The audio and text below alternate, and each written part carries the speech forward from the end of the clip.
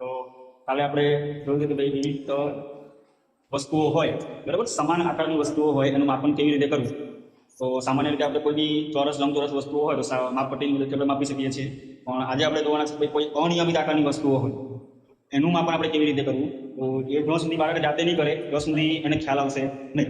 એટલે આજે પાછો બીજો એક પ્રેક્ટિકલ કરીએ છીએ જેમાં બાળકોને એક દોરી, માપપટ્ટી અને અનિયમિત આકારની જુદી જુદી વસ્તુઓ છે એ આપી દીધેલી છે અને એની મદદથી બાળકો છે એ પોતાની જાતે માપ લેશે અને ત્યારબાદ એ વસ્તુઓના માપ લઈ અને એની પરિમિતિ છે એ શોધશે, જેથી કરીને એમને પોતાને એક સારો ખ્યાલ આવશે. જોઈએ હવે કેવી રીતે માપન કરશે બાળક.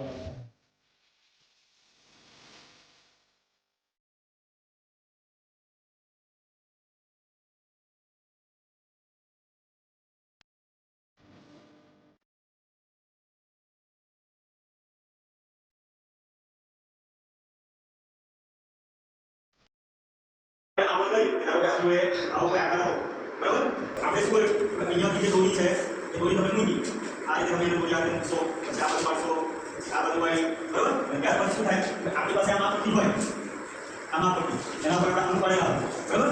પછી આપણે શું કરવાનું, જે દોરી આપણે લીધી છે એ દોરીને પછી ફૂટપટ્ટીની મદદથી આ રીતે તમે એને માપી શકો, બરાબર. એટલે માપન કર્યા પછી જે આપણને માપ મળશે એ માપ છે અનિયમિત આકારનું મળશે અને જેટલું એનું માપ હશે એ પરિમિતિ કહેવાય.